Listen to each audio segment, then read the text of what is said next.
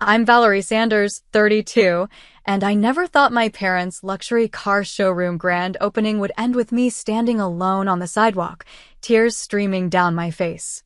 All I wanted was to support my family, despite years of being the overlooked daughter. I never expected Mom to hand me a cleaning rag, or Dad to call security, or my sister Megan to laugh as they declared I was too cheap to belong.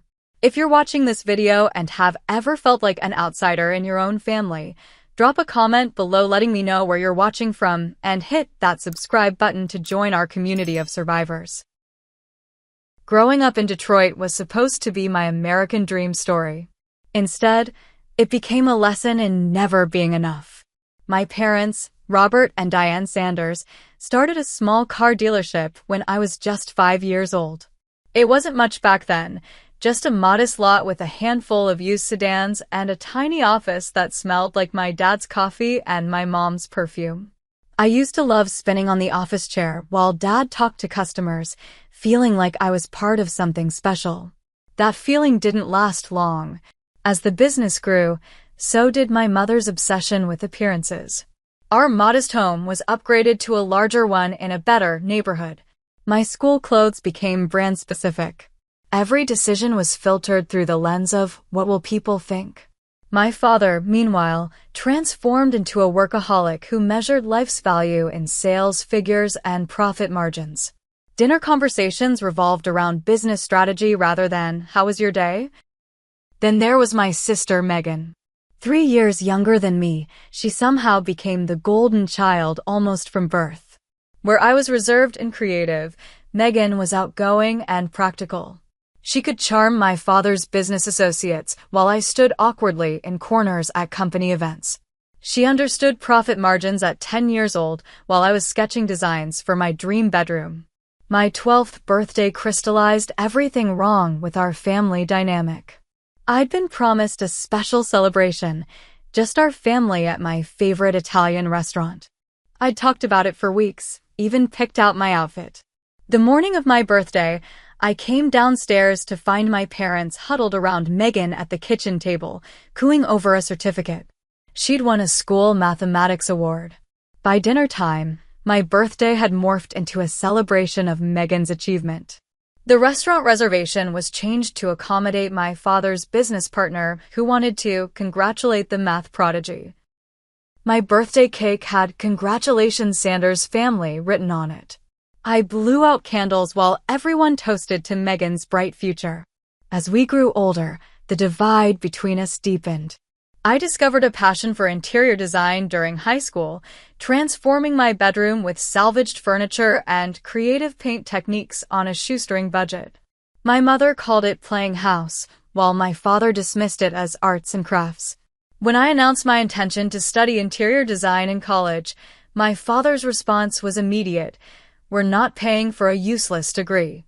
Meanwhile, Megan was being groomed to follow in our father's footsteps. When she declared her intention to study business administration, our parents beamed with pride. College brochures for prestigious business schools appeared on our kitchen table. My father started introducing her as the future of Sanders Motors at business functions. I applied for every scholarship I could find and won a full ride to the Detroit Institute of Design. While Megan moved into a luxury apartment near her business school, fully funded by our parents, I worked 3 jobs to afford a tiny studio apartment with unreliable heating. During holiday breaks, I'd come home to find my bedroom converted into a proper guest room because Megan needs a home office space when she visits. Those early college years were brutal. I'd work morning shifts at a coffee shop, afternoon shifts at a fabric store, and weekends at a furniture outlet. Between jobs, I'd attend classes and stay up late completing design projects. Meanwhile, my parents continued their running commentary on my life choices. Such a shame you're wasting your potential, my mother would sigh during our increasingly rare phone calls. Megan's made the dean's list again, my father would add, as if I hadn't asked about their lives, not my sister's academic achievements. Holiday dinners became exercises in endurance. Still playing with fabric swatches? My father would ask, deliberately undermining my coursework. Have you considered a business degree to fall back on? My mother would suggest, as if design was just a phase I needed to outgrow. Megan would sit silently during these exchanges, occasionally offering a sympathetic glance that somehow made everything worse. The breaking point came during Thanksgiving of my senior year. I just secured an internship with a respected design firm, beating out dozens of applicants. When I shared the news, my father glanced up from his phone long enough to say, "That's nice. Maybe someday it'll turn into a real job instead of playing with fabric swatches." Something inside me finally snapped. I placed my napkin on the table, thanked my mother for dinner, and walked out. I spent the night in a motel and drove back to my apartment the next morning. After graduation, I reduced contact to minimal holidays and occasional phone calls. I built a surrogate family of close friends who actually celebrated my successes and supported me through failures. My small design business struggled initially, but each client led to referrals. I specialized in sustainable luxury, transforming spaces with carefully curated pieces that told stories. My tiny apartment in a less desirable neighborhood became my laboratory for design concepts. The emotional toll of family rejection isn't something you can simply shake off. I started therapy, initially just to process the anger I carried. Those sessions revealed patterns of emotional neglect that stretched back to early childhood. I wasn't broken or defective. I was responding normally to abnormal treatment. Understanding this intellectually helped, though the emotional wounds remained tender. When clients asked about my family background, I developed a generic response about growing up in Detroit with parents in the automotive industry. It was easier than explaining that my family had effectively discarded me for not fitting their mold. Friends became my safety net, especially my college roommate Julia, who understood family dysfunction all too well. We spent holidays together creating new traditions that didn't leave us feeling hollow. By my late 20s, I'd established enough of a reputation to be invited to regional design conferences. My business was stable, if not wildly successful. I'd moved to a better apartment and even hired an assistant. I wasn't rich by any means, but I was making it on my own terms. The relationship with my family remained distant but cordial. We'd exchange birthday and Christmas cards, occasionally meet for brief, stilted dinners when I visited Detroit. It wasn't healing, but it was survivable. The Midwest Sustainable Design Conference wasn't exactly where I expected to meet the love of my life. I was presenting a small workshop on eco-friendly materials when I noticed him in the back row, tall with thoughtful eyes, taking actual notes while everyone else was on their phones. Alexander Jensen wore a well-made but not flashy suit and a simple watch that I'd later learn cost more than my car. Nothing about him screamed billionaire real estate developer, which was precisely how he preferred it. After my presentation, he approached with intelligent questions about sustainable sourcing.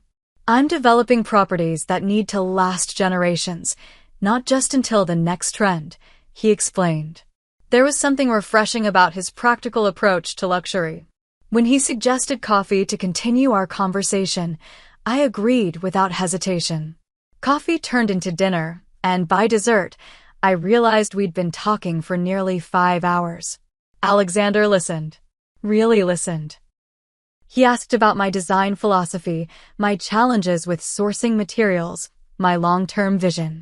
Not once did he check his phone or scan the room for more important people to talk to. When I mentioned my family's dismissal of my career, he seemed genuinely confused. "But what you do adds beauty and function to people's daily lives," he said simply, as if it were the most obvious thing in the world. Our early dating period was filled with surprises. Alexander picked me up for our second date in a modest sedan, not the luxury vehicle I might have expected from a successful businessman. His apartment, while in a good neighborhood, was practical rather than ostentatious. "I spend most of my time at construction sites or in meetings," he explained. "This is just where I sleep." Gradually, I learned more about his business. Alexander had built Jensen Global Development from the ground up, specializing in sustainable luxury developments across 3 continents. He employed thousands, had revolutionized green building practices in commercial real estate, and was regularly featured in business magazines. Yet he carried his success lightly, more interested in solving problems than collecting status symbols. The first time I visited his actual home, I nearly turned around at the gate. The sprawling estate was tasteful but undeniably impressive, with carefully manicured grounds and a modern architectural design that blended perfectly with the natural landscape. "I should have warned you," he said, noticing my wide eyes. "This is where I entertain clients and host charity events. The apartment is where I go to feel normal." I'll never forget the moment I discovered his true net worth. We were having breakfast when his assistant called about a minor acquisition issue. Alexander calmly authorized the purchase of a $200 million property while stirring his oatmeal. When he hung up, he continued our conversation about weekend plans as if nothing had happened. Later that night, I Googled him and sat stunned at the Forbes estimate of his wealth. "Does it bother you?" he asked when I brought it up, genuine concern in his eyes. "Not the money," I replied honestly. "Just wondering why someone like you would be interested in someone like me." His answer was immediate: "Because you see beauty where others see empty space. Because you create harmony and balance wherever you go. Because when you talk about your work, your whole face lights up." He took my hand across the table. "Money is just a tool, Valerie. It doesn't define me any more than your family's opinion defines you." Our relationship developed around mutual respect. Alexander encouraged my business growth, sometimes connecting me with clients, but never in a way that felt like charity. We collaborated on a community center project, blending his structural expertise with my interior vision. Weekends were spent exploring art galleries, hiking trails, or simply reading in comfortable silence at his home. He fit seamlessly into my friend group, bringing wine to Julia's dinner parties and engaging my assistant in genuine conversation at office events. After 18 months together, Alexander proposed during a normal Tuesday evening. No grand gestures or public spectacles, just the two of us cooking dinner in his kitchen. "I don't want to spend another day without knowing you'll be my partner in everything," he said, presenting a ring that balanced elegance with my practical nature. "Will you marry me, Valerie?" We planned a small wedding at a historic greenhouse garden. My parents and Megan attended, maintaining appropriate expressions throughout the ceremony. My mother whispered that my dress was surprisingly tasteful, as if she'd expected me to walk down the aisle in burlap. My father shook Alexander's hand with newfound respect after learning exactly what Jensen Global Development entailed. Megan cornered me at the reception to suggest I'd certainly married up, as if Alexander's wealth was the only thing of value I brought to the relationship. Our honeymoon in Japan was a perfect blend of Alexander's business connections and my design inspirations. We visited ancient temples and modern architectural marvels, meeting with craftspeople whose techniques had been passed down for generations. Alexander arranged private tours of spaces normally closed to visitors, his respect for tradition opening doors throughout our journey. Moving into our home together marked another milestone. Despite Alexander's insistence that everything he had was now mine as well, I maintained my design business and contributed to our household expenses. "Your independence is part of who you are," he said when I explained my need to pay my own way. "I would never ask you to give that up." We settled into a rhythm of shared meals, separate workdays, and evenings spent discussing our projects and passions. Throughout those early years of marriage, we established clear boundaries with my family. Alexander understood my complicated feelings toward them, never pushing for reconciliation, but supporting whatever level of contact I felt comfortable maintaining. When we did see them, he was unfailingly polite but protective, steering conversations away from sensitive topics and creating graceful exits when tension mounted. "Family is important," he told me after one particularly strained dinner, "but not at the expense of your well-being." After nearly 5 years of marriage, the text message from my mother caught me completely off guard. "Sanders Motors expanding to luxury market. Grand opening of Rolls-Royce and Bentley showroom next month. Your presence requested." No pleasantries, no personal questions about my life. Just a business announcement with an implied obligation. The follow-up phone call from my father wasn't much warmer. "This is a major milestone for the company," he explained, his voice carrying that familiar tone of restrained excitement he reserved for business victories. "We'll have important clients attending, industry representatives, local celebrities. The whole family should be there to represent the Sanders brand." I sat at my design studio desk, staring at the formal invitation that had arrived by courier.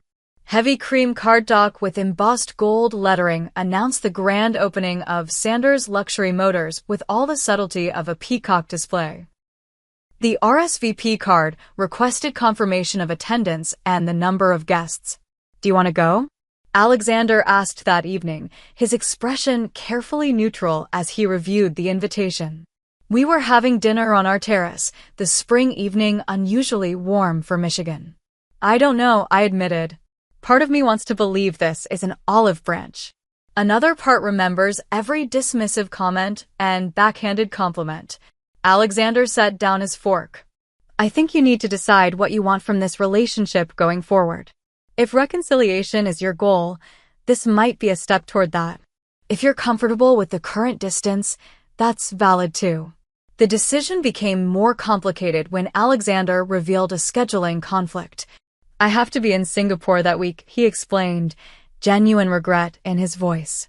"The Riverside development is at a critical stage, and the government officials will only meet with me personally." "I could wait until you're back," I suggested, relief and disappointment battling within me. "I can reschedule if you want me there," he offered immediately. "This is important." We talked for hours that night, weighing the potential for genuine family connection against the history of disappointment. "Maybe they've changed," I said, not entirely convinced. "Dad's business has grown substantially. Maybe they're in a different place emotionally too. Just remember that their growth isn't your responsibility," Alexander reminded me gently. "You can open the door without stepping all the way through." I decided to attend alone. The week before the event, anxiety turned my stomach into knots. I spent hours choosing the right outfit, finally settling on a navy blue dress that walked the line between elegant and understated. I would drive my own car, a modest luxury sedan that Alexander had insisted on for safety reasons, but that wouldn't scream wealth. After careful consideration, I decided not to wear my wedding or engagement rings, both valuable pieces that might draw unwanted attention or comments. The day before the event, I scheduled a hair and makeup appointment, needing the confidence boost. My stylist noticed my tension. "Big meeting with difficult clients?" she asked as she curled my hair. "Family event," I replied, meeting her eyes in the mirror. Same difference. That night, I had a full-blown panic attack, sitting on the bathroom floor at 2 a.m. while Alexander tried to calm me down via video call from his hotel in Singapore. "You don't have to go," he reminded me. "There's no obligation here." I know, I managed between calming breaths. But I need to do this for me, to show myself that they don't have power over me anymore. The morning of the showroom opening dawned bright and clear. I dressed carefully, applied my makeup with precision, and gave myself a final check in the mirror. Professional, polished, but not trying too hard. I called Alexander before leaving the house. "How are you feeling?" he asked, his face tired from late meetings, but his attention fully on me. "Like I'm driving to a job interview I don't actually want," I admitted with a small laugh. "You look beautiful," he said. "And remember, you can leave anytime. Just text me and I'll call with an emergency." The drive to the showroom gave me too much time to think. Memories surfaced of previous family disappointments, my high school graduation where my parents left early for a business dinner, the design award ceremony they promised to attend, but canceled last minute because something came up with Megan. The Christmas I spent alone because my flight was delayed and no one bothered to wait for me before starting the family celebration. 3 times I nearly turned around. At one particularly long red light, I seriously contemplated calling the whole thing off. But something propelled me forward, perhaps the need for closure or the stubborn hope that people can change. The showroom was located in Detroit's most exclusive shopping district, the renovated building gleaming with glass and chrome. The parking lot was filled with luxury vehicles, a red carpet leading to the entrance where professionally dressed staff checked invitations. Taking a deep breath, I turned off the engine and gave myself one final pep talk. You are successful. You are loved. You are enough, I whispered to my reflection in the rearview mirror. And no matter what happens in there, you're driving home to a life you've built on your own terms. The showroom interior was a testament to opulence. Crystal chandeliers cast flattering light over gleaming vehicles arranged like sculptures throughout the space. A string quartet played in one corner, barely audible over the murmur of Detroit's elite exchanging pleasantries and business cards. The air smelled of expensive perfume, leather, and ambition. At the entrance, a young man in a tailored suit stopped me. Invitation, please? His practiced smile didn't quite reach his eyes as he scanned the guest list. Valerie Sanders, I said, presenting the cream cardstock invitation. The owner's daughter. His expression shifted immediately. Oh, Miss Sanders. Your mother mentioned you might be attending. Please, go right in. I spotted my mother across the room, resplendent in a designer dress that probably cost more than my first car. She was laughing with a group of women whose jewelry could finance a small nation. When she saw me approaching, her smile froze momentarily before reassembling itself into something polite but distant. You made it, she said, air kissing near my cheek to avoid disturbing her makeup. Her eyes performed a quick assessment of my outfit, lingering briefly on my sensible heels. You look appropriate. Let me introduce you to the wives of your father's investors. Not this is my daughter Valerie or my daughter the successful designer. Just you, as if my identity was an afterthought. The introductions were equally impersonal. This is my daughter, she said to the group, not bothering with my name or any details about my life. The next hour passed in a blur of discomfort. My father acknowledged my presence with a brief handshake, his eyes constantly scanning the room for more important guests. Glad you could make it, he said distractedly. The governor might stop by later. Been working on that connection for months. Megan arrived fashionably late, making an entrance in a designer outfit that screamed new money. Her jewelry caught the light with every practiced gesture, diamonds flashing like warning signals. When the family gathered for photos, my mother positioned me at the edge of the frame, a barely included afterthought. Stand over here, Valerie, she directed, physically moving me away from the center. The lighting is better for the main family. The main family? As if I were some distant cousin twice removed. I overheard my mother telling a guest, my younger daughter runs our business operations. The older one works in decorating or something. The dismissive wave of her hand reduced my career to a hobby, my passion to an afterthought. When servers circulated with champagne trays, they somehow never made it to my corner of the room. Eventually, I walked to the bar and got my own glass, earning a disapproving glance from my mother across the room. Megan cornered me by a display of engine components, champagne glass dangling from manicured fingers. You look better than I expected, she said, her tone suggesting minimal effort on my part could achieve miracles. That dress must have been a splurge for you. I sipped my champagne, determined to remain civil. It's nice to see you too, Megan. The showroom looks impressive. Daddy spared no expense, she replied, emphasizing their connection. This is just the beginning. We're expanding to 3 more locations next year. She paused, eyes narrowing slightly. So where's this mysterious husband no one ever sees? Too busy with his development empire. Her air quotes around the words made her skepticism clear. Alexander's in Singapore this week. Government meetings about a new project. She laughed, the sound brittle as thin ice. Right. Government meetings. Is that what he tells you when he's off doing whatever it is he actually does? She leaned closer, perfume clouding around us. You know you can drop the act with me, Val. We both know you've always had an active imagination. Remember your fashion design business in high school that was really just sewing patches on jeans? Before I could respond, she gasped dramatically as her champagne splashed onto my dress. "Oh! How clumsy of me," she exclaimed, making no move to help as the liquid soaked into the navy fabric. "You should probably clean that up before Mom sees. You know how she is about appearances." In the restroom, I dabbed at the stain with damp paper towels, fighting back tears of frustration. The door swung open, revealing one of my mother's friends who barely acknowledged my presence as she reapplied her lipstick.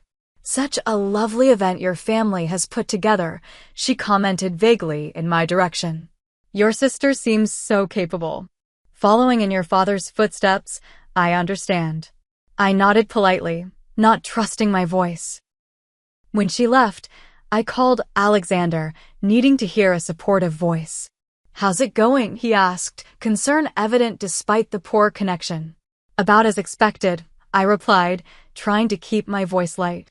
"Megan accidentally spilled champagne on me, Mom's pretending I'm a distant acquaintance, and Dad's too busy networking to notice I exist." "I'm sorry I'm not there," Alexander said. "But I have some news that might help. My meeting's wrapped up early. I've already arranged the flight.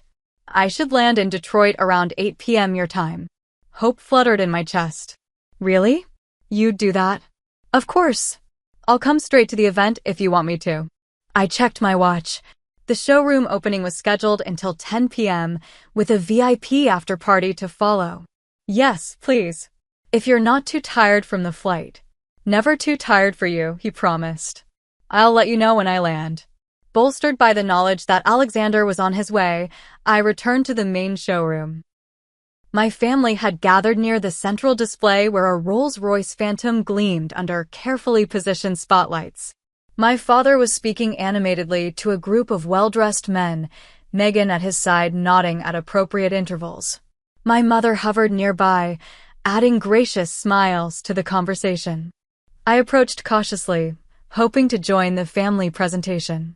As I neared the group, my father's eyes flicked toward me momentarily before he subtly shifted his position, effectively blocking me from the circle.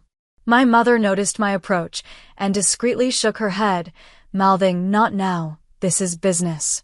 Rebuffed yet again, I found a corner spot where I could observe without being in the way. I texted Alexander, "Counting the minutes until you're here. Being invisible is exhausting." His response was immediate. "You're the most visible person in my world. Boarding now. See you soon." Despite the discomfort, I decided to stay. Alexander was coming, and something inside me wanted him to see firsthand the family dynamic I'd described over the years. Maybe then the lingering doubt, the whisper that perhaps I was exaggerating or too sensitive, would finally be silenced. The evening progressed to its next phase as my father gathered the most important guests for an exclusive tour of the service area and private showroom. "Ladies and gentlemen, if you'll follow me, I'd like to show our premier clients the true Sanders luxury motors experience," he announced, gesturing grandly. As the select group assembled, my father placed his arm around Megan's shoulders. "My daughter Megan, the future of Sanders Luxury Motors, will co-host this tour. She's been instrumental in developing our customer experience protocols." I followed at a distance, not explicitly invited but not forbidden either. My father noticed my presence, his eyes narrowing slightly before he returned his attention to his VIP guests. My mother maneuvered herself between me and a particularly influential couple, effectively preventing me from joining their conversation. The private showroom was even more opulent than the main floor, with rare vehicle models displayed on rotating platforms. The lighting shifted colors subtly, highlighting different features of each automobile. A bar had been set up in one corner, staffed by bow-tied bartenders, mixing signature cocktails named after luxury car models. My father positioned himself at the center of the room, Megan still at his side like a carefully groomed accessory. "What you're seeing today is the culmination of a 20-year vision," he began, voice carrying the practiced cadence of a seasoned salesman. Sanders Motors began as a family business, and we remain a family business today.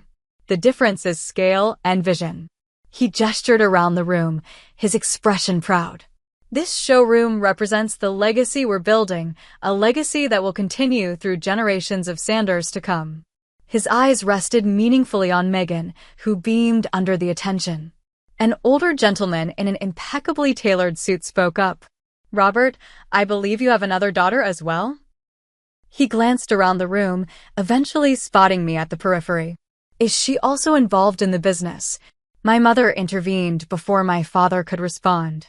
"Oh, she's just visiting," she said smoothly, as if I were a distant relative passing through town rather than her firstborn child. I stepped forward, determined to introduce myself properly, but Megan intercepted smoothly. "Dad, shouldn't we show everyone the custom ordering suite? I think Mr. Harrington would be particularly interested in the leather options for the Bentley Continental." The moment passed, my presence once again rendered irrelevant. The tour continued through various sections of the facility, each more exclusive than the last. I maintained my position at the edge of the group, increasingly aware of my precarious status as neither guest nor host. During a champagne toast celebrating the partnership with Royce, my mother suddenly appeared at my side, her smile fixed, but her eyes cold. She pressed something into my hand, and I looked down to find a microfiber cleaning cloth. "Make yourself useful," she whispered, her voice barely audible over the ambient music. "Some of the display vehicles need polishing. Fingerprints on the black paint." I stared at her in disbelief. "You want me to clean cars? At your grand opening?" "You're just standing around anyway," she hissed. "At least this way you'd be contributing something." Her eyes flicked over my dress. "Besides, you've already got a stain. It's not like you can make that outfit any worse." I felt heat rising to my face. "I'm not your staff, Mom. I'm your daughter. I came to support you and Dad, not to be the help. You're embarrassing us by hovering like staff, but not actually doing anything," she snapped, voice rising slightly. "Either make yourself presentable and sociable with the right people, or make yourself useful behind the scenes. Those are your options." My father noticed our exchange and strode over, professional smile dropping as he approached. "What's the problem now?" he demanded, keeping his voice low but intense. "Nothing, Robert," my mother replied. "Just suggesting Valerie might be more comfortable helping the detail team, since she's not really mingling." "I didn't come here to be your janitor," I said, struggling to keep my voice steady. "I came because you invited me. As family." Megan approached, sighing theatrically for the benefit of nearby guests. "Is she making a scene again?" she asked no one in particular, rolling her eyes. "Something's never change." My father's jaw tightened. "Valerie, we're in the middle of the most important business event of our careers. Whatever issue you're having right now needs to wait." "The issue I'm having," I said, no longer bothering to whisper, "is being treated like an unwelcome stranger by my own family." "You're the one who chose to distance yourself," my father countered. "You've never supported this business or shown any interest in our success. And now you show up, underdressed, unconnected, trying to, what? Ruin our big night out of spite." "I came because you invited me," I repeated, the cleaning cloth still clutched in my hand. "Because despite everything, you're still my family." Megan scoffed loudly. "She's clearly too cheap to belong in a place like this. Look at her. No jewelry, boring shoes, department store dress." She turned to our mother. "I told you inviting her was a mistake. She doesn't fit our brand image." "She's always been the odd one out," my mother agreed, as if I weren't standing right there. "But family obligations, you know how it is." She directed this comment to a nearby guest who was pretending not to listen. My father's patience visibly snapped. "If you can't support this family properly, you should leave," he said flatly. With a subtle nod, he summoned a security guard who had been stationed near the entrance. "Please escort my daughter out. She's not feeling well." The security guard, a young man who looked deeply uncomfortable with the situation, approached hesitantly. "Ma'am, if you'll come with me, please." In that moment, surrounded by luxury and wealth, I had never felt more worthless. The security guard kept a respectful distance as he guided me toward the exit, his discomfort evident in his averted eyes. "I'm sorry about this, ma'am," he murmured. "Just doing my job."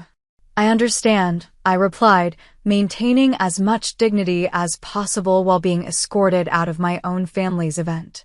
"Can I get my purse first? It's on the side table near the main display."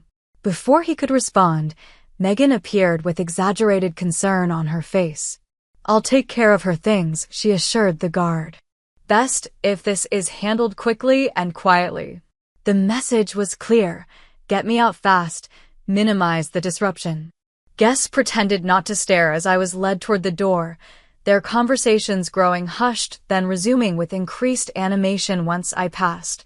My father's voice carried across the showroom: "Family problems, nothing to worry about."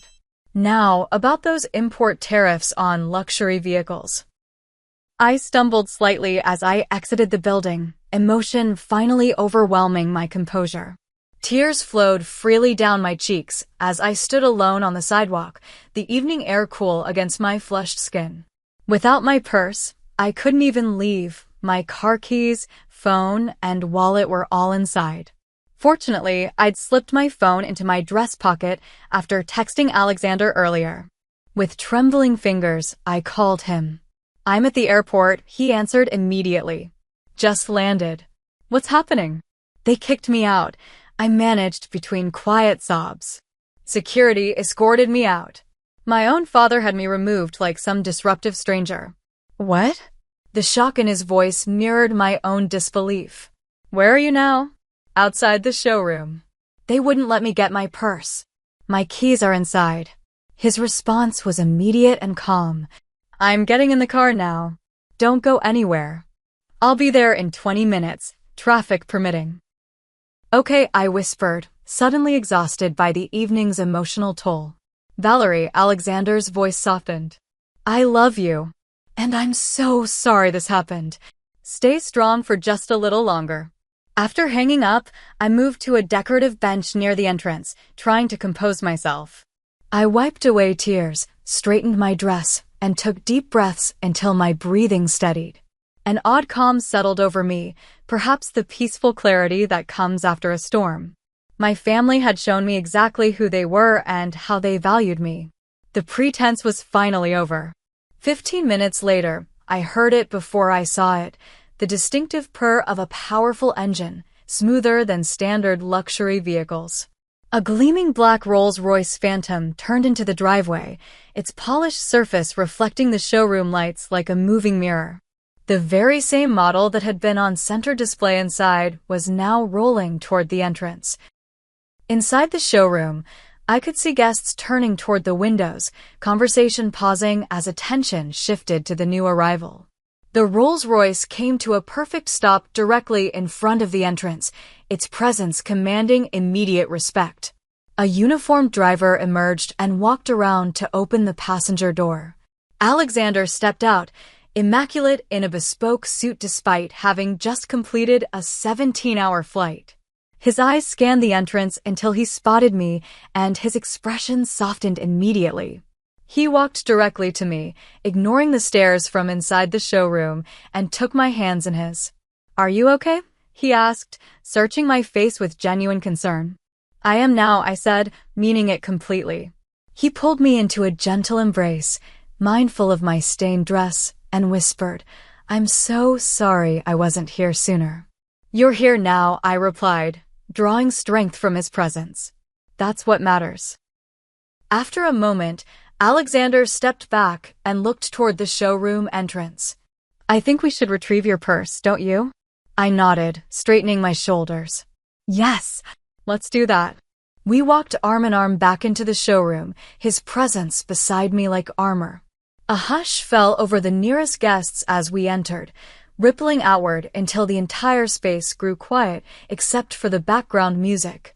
My father stood frozen near the central display, champagne glass halted midway to his lips. My mother's practiced smile faltered as she registered Alexander's presence, her eyes darting between us in confusion. Megan's expression shifted from shock to calculation in the space of a heartbeat. My father recovered first, setting down his glass and striding forward with an outstretched hand. "Welcome. You must be." His voice faltered as recognition dawned. "Alexander Jensen?" "Yes," Alexander replied coolly. "CEO of Jensen Global Development. And Valerie's husband." My mother materialized at my father's side, her smile now dazzling. "Mr. Jensen, what a wonderful surprise. We weren't expecting you tonight. Welcome to Sanders Luxury Motors." "I understand my wife was asked to leave," Alexander said, his tone pleasant but firm. "There seems to have been a misunderstanding." "A terrible misunderstanding," my mother agreed quickly. "Family communication, you know how it can be. Please, join our VIP group. We were just discussing expansion opportunities." Alexander's hand remained firmly at the small of my back. "Actually, we're just here for Valerie's purse. She mentioned it was left inside." Megan stepped forward, suddenly eager to be helpful. "I have it right here. I was keeping it safe." She presented my handbag with a flourish, her eyes never leaving Alexander's face. "So nice to finally meet my brother-in-law. Valerie tells us so little about your work.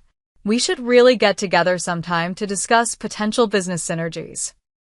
Alexander accepted the purse with a polite nod. "Thank you."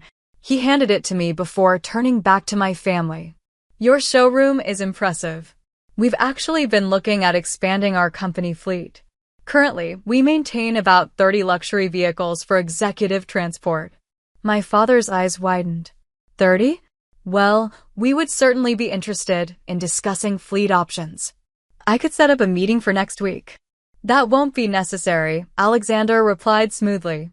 "We already have appointments with several other dealerships tomorrow. But thank you for the offer." I checked my purse, confirming all contents were present.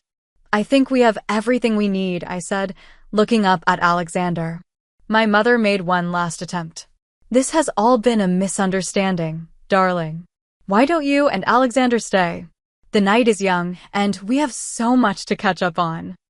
"I think we're done here," I replied, my voice calm and clear in the hushed showroom. As we turned to leave, my father pressed his business card into Alexander's hand. "If you reconsider about the fleet vehicles, my direct line is on there." Alexander pocketed the card with a noncommittal smile, his other hand never leaving the small of my back as we walked toward the exit. Megan hurried after us. "Let me give you my card too. I handle our corporate accounts personally."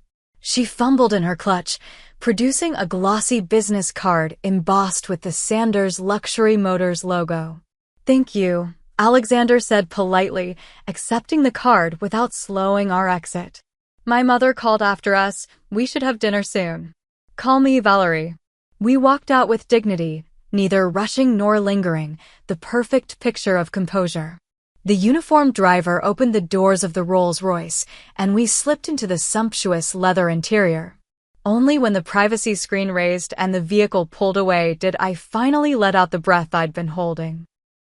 The moment the privacy screen was fully raised and we were safely moving away from the showroom, I collapsed against Alexander's shoulder, emotions finally breaking through my composed exterior. He held me tightly as sobs racked my body, years of accumulated hurt pouring out in a torrent. "I'm sorry," I gasped between tears. "Your suit." "Don't apologize," he murmured, stroking my hair. "Not for this. Not ever for this." When I finally calmed enough to speak coherently, I saw the anger simmering beneath Alexander's carefully controlled expression. "I should have been there," he said, voice tight. "The way they treated you." "You saw enough," I replied, wiping my eyes with the handkerchief he offered. "Now you understand what I've been trying to explain all these years." "I believed you before," he assured me, "but seeing it firsthand." He shook his head, jaw clenched. "No one deserves that treatment, especially not from family."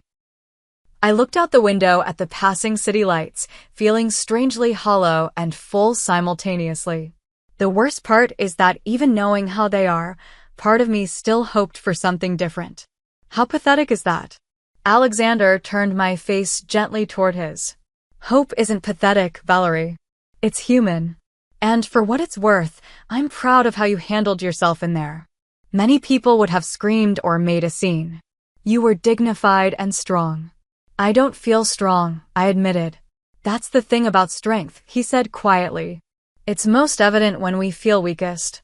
Instead of returning home immediately, Alexander directed the driver to our favorite restaurant, a small French bistro tucked away from the main dining districts.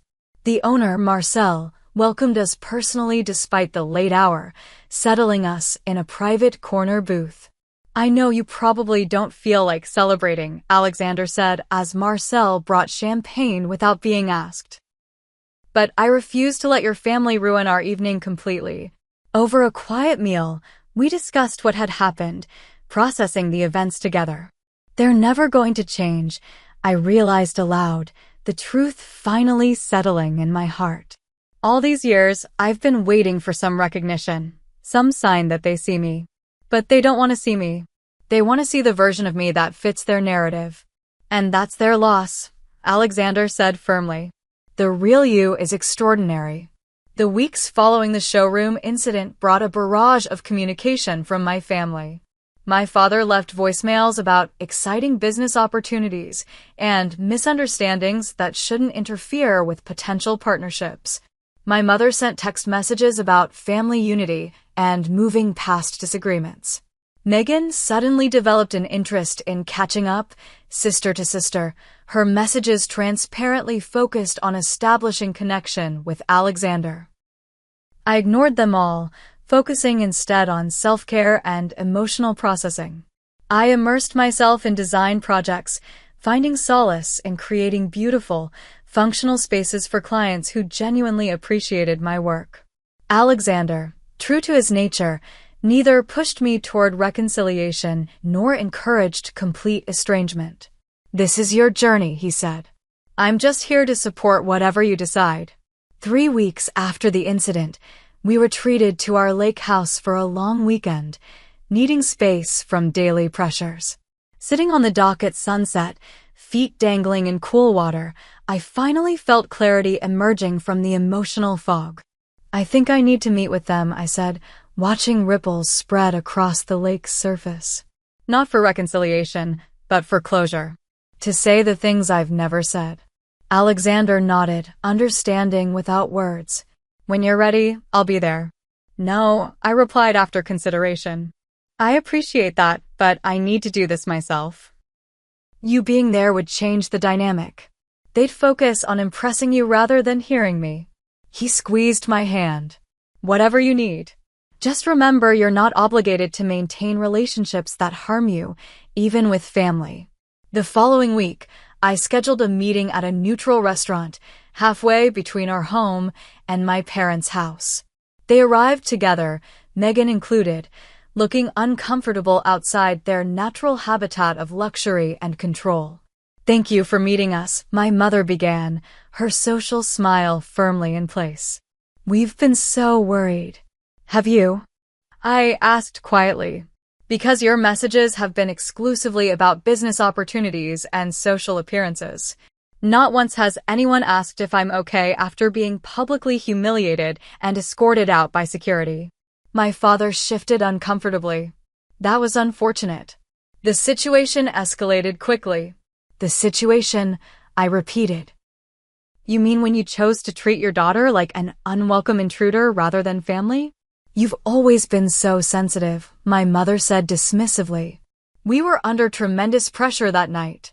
Surely you understand the importance of appearances in business settings. I took a deep breath, steadying myself. I understand appearances have always mattered more to you than my feelings. I understand that Megan has always been the daughter you wanted, and I've been the disappointment you tolerate when convenient. That's not fair, my father protested weakly. Isn't it? I challenged. When have you ever attended my design showcases? When have you ever asked about my business with genuine interest? When have you ever introduced me with the same pride you show when introducing Megan? Silence fell over the table, heavy with unspoken truths. I didn't come here to rehash old hurts, I continued after a moment. I came to establish boundaries going forward. I don't want to cut you out of my life completely, but I won't accept the treatment I've endured all these years. What are you saying? My mother asked cautiously. I'm saying that if you want a relationship with me, it needs to be based on mutual respect. No more dismissive comments about my career. No more treating me like an afterthought. No more using me or my husband as business connections. My father looked genuinely bewildered. We've always supported you, Valerie. We paid for your education, gave you every advantage. You paid for Megan's education, I corrected. I worked 3 jobs and earned scholarships, and material support isn't the same as emotional support. Megan, who had remained uncharacteristically quiet, finally spoke. Not everyone gets the same things in life, Val. Some of us are just better suited to certain paths. That's reality. I turned to her, seeing clearly for the first time the insecurity beneath her bravado. The issue isn't that we took different paths, Megan. It's that my path was deemed less valuable simply because it wasn't what they wanted for me. A flicker of understanding crossed her face. I guess I've never really thought about it from your perspective. That's part of the problem, I said gently. None of you have. The conversation continued for nearly 2 hours, circling through defensiveness, tentative acknowledgments, and cautious steps toward understanding. My parents struggled to accept their role in our fractured relationship, defaulting to justifications based on business necessities and family expectations. Megan, surprisingly, showed glimmers of genuine reflection, admitting to moments of jealousy that had fueled her competitive behavior. By the time we parted, no magical healing had occurred, but something had shifted. I'd spoken my truth without anger or accusation, simply stating the reality of my experience. For perhaps the first time, they'd been forced to listen.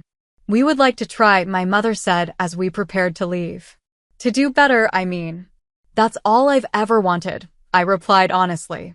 In the months that followed, our relationship entered a new phase. Contact remained limited but civil. Holiday gatherings became possible, though still sometimes strained.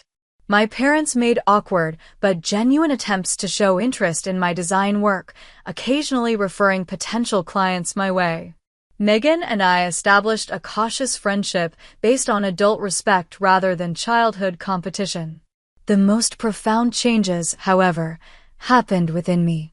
Speaking my truth had broken something loose, releasing me from the desperate need for parental approval that had shadowed my life. I rediscovered joy in my work, approaching projects with renewed creativity and confidence. Alexander noticed the difference immediately, commenting that I seemed lighter, more fully yourself. Our weekend trip to the lake house became a regular retreat, a place to decompress and reconnect. During one such weekend, sitting wrapped in blankets around a bonfire, Alexander asked what I considered the most valuable lesson from the whole experience.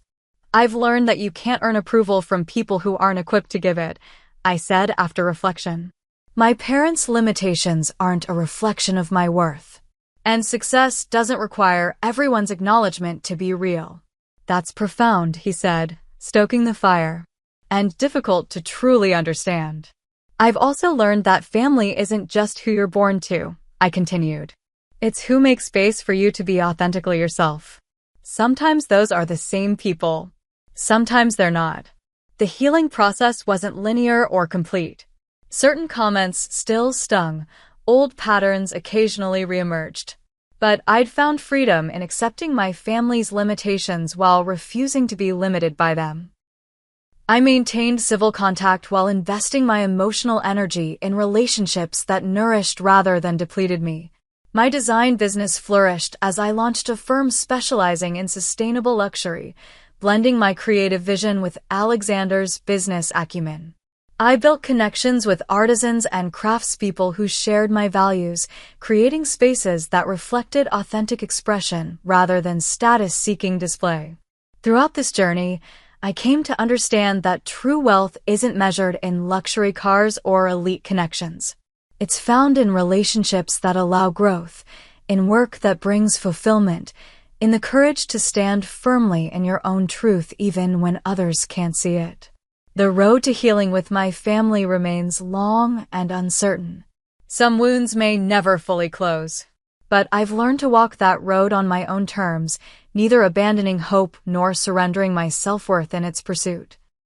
If you've ever felt like an outsider in your own family, know that your value isn't determined by their ability to see it. Sometimes the most powerful act of self-care is accepting that others' limitations are not your responsibility to fix. Have you experienced similar family dynamics? Share your story in the comments below, and don't forget to like, subscribe, and share this video with someone who might need to hear that they're not alone in their struggle. Remember, sometimes the family we create in life becomes more important than the family we're born into. Thank you for listening, and may you find the strength to stand in your truth, whatever that may be.